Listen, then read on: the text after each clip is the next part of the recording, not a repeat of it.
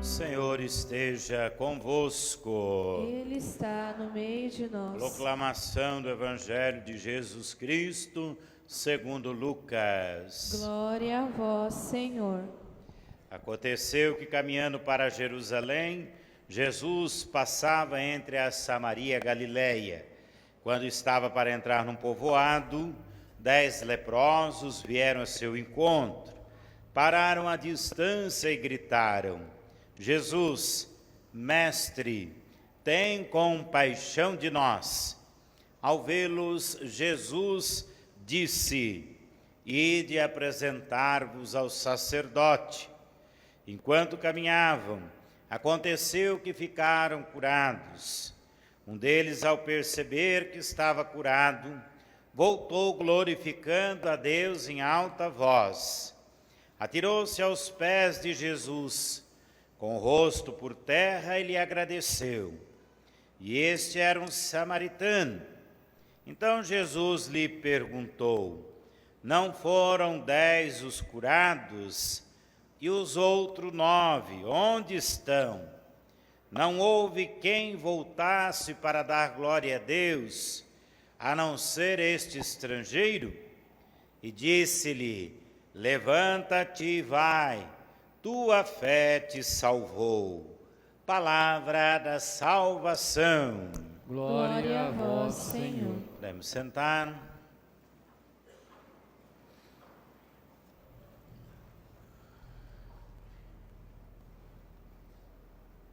Caríssimos irmãos e irmãs, celebramos o 28º domingo do tempo comum.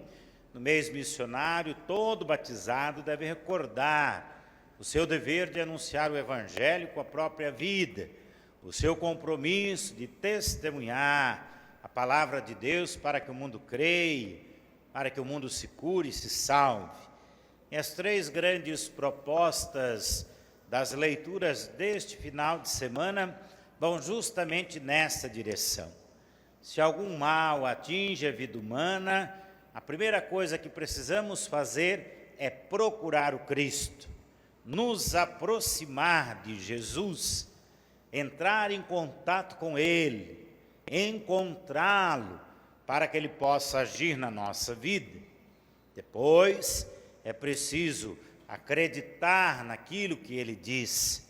É o Evangelho de Jesus que cura todos os males humanos. Curados, nós precisamos agradecer. A gratidão não é algo só que nós vemos nas teorias da prosperidade, nas teorias que apontam a gratidão como caminho para que a gente realize aquilo que nós buscamos. Mas a gratidão é dom de Deus, é princípio fundamental da graça de Deus. A missa se dá pelo sacrifício de Cristo na cruz e se dá também por uma grande ação de graças. Quanto mais agradecemos, mais a graça de Deus se multiplica na nossa vida. Portanto, é um compromisso pessoal, um compromisso comunitário, um compromisso humano, dar graças a Deus. Mas nossa vida não termina por aqui. Não basta encontrar Jesus, acreditar no seu Evangelho, curar os nossos males e agradecer. Há um passo ainda a ser dado, que é a eternidade. E este passo é a salvação. No Evangelho nós vemos com os leprosos estas 4 etapas da fé. Jesus está no caminho. Os leprosos não. Eles não têm para onde ir, não têm para onde voltar. Toda doença de pele era considerada lepra, contagiosa, sinal do castigo de Deus e possessão demoníaca por causa dos pecados da pessoa. Eles eram expulsos da comunidade, da família, do trabalho e da vida social e peregrinavam de um lado para o outro. Quando encontravam alguém pelo caminho, eram obrigados a gritar: leproso, leproso, impuro, e não podia se aproximarem das pessoas. Mas eles ouviram falar de Jesus de Nazaré e do seu evangelho. E quando vem Jesus pelo caminho, eles se aproximam.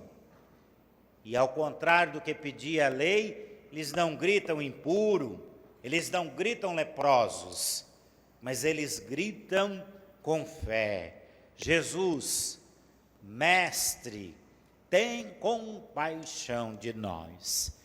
Eles acreditam que Cristo possa curá-los. E Jesus disse: nada mudou, a fé continua a mesma. Vocês devem apresentar-se aos sacerdotes, que apenas purificavam aqueles e aquelas que eram curados. E eles, não duvidando de Jesus, correm aos sacerdotes, mas no meio do caminho não são apenas purificados, mas se veem curados.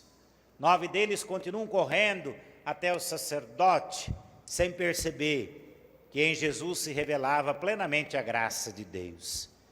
Mas o samaritano, o separado, cai em si e começa a glorificar a Deus gritando. E diante de Jesus lança-se aos seus pés e põe-se o rosto abaixo, agradecendo. E Jesus diz: não eram 10? Cadê os outros 9? Só esse estrangeiro que voltou para agradecer. Das pessoas que precisam de cura, nós temos muitas notícias. Das pessoas que receberam milagres, nós temos tanto mais notícias. Mas é preciso ainda mais expressar a gratidão e buscar a salvação, para que a cura seja maior, profunda, para que a cura seja definitiva para a vida humana. Este leproso alcançou esta cura profunda. Jesus diz: levanta-te e vai.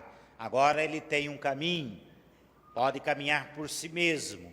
E conclui: a tua fé te salvou. Este alcançou a salvação.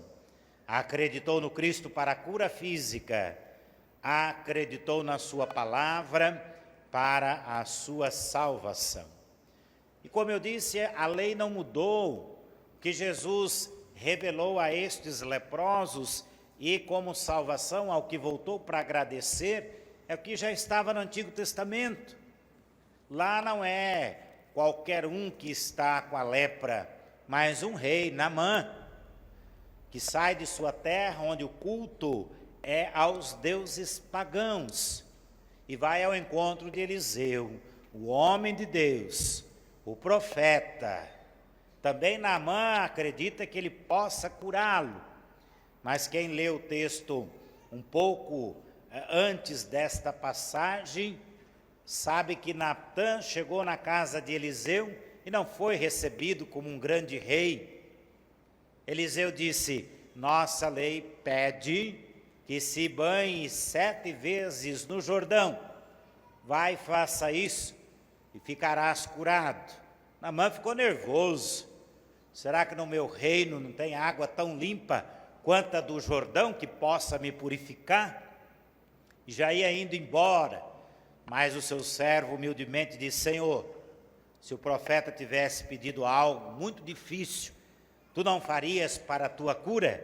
Claro que eu faria. Então, apenas banhar-se 7 vezes é muito fácil.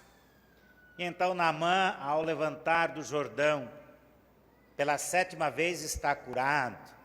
Sua pele está mais limpa como de uma criança. E também ele alcança salvação.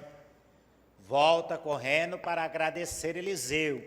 Não sabe como fazer. Ele não tem fé. Ele leva muitos tesouros e quer agradecer oferecendo aquilo que tem valor material e insiste. Mas Eliseu diz: a graça de Deus não se compra e não se vende.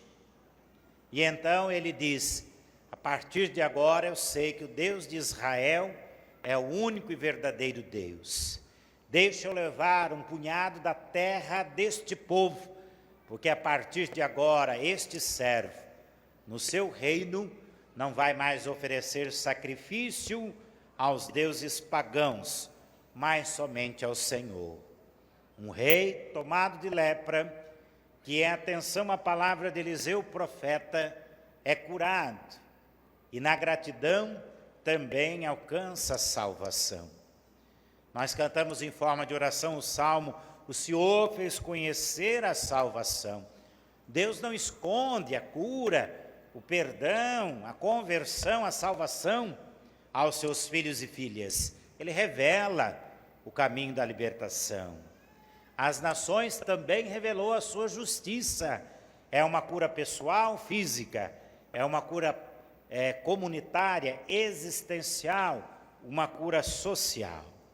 Agora nós entendemos o que Paulo está dizendo a Timóteo, que mesmo diante das dificuldades, enfermidades, dores, nós não podemos deixar de acreditar no Cristo.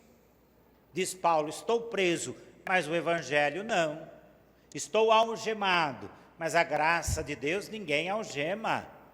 Ninguém pode prender a fé. Continua acreditando, para que Jesus continue agindo na minha e na vida de vocês. A sua palavra merece fé. Ainda é preciso a humanidade dar crédito, muito crédito, à palavra de Deus, ao Evangelho de Jesus. Se vivemos com Ele viveremos. Se morremos com Ele ressuscitaremos.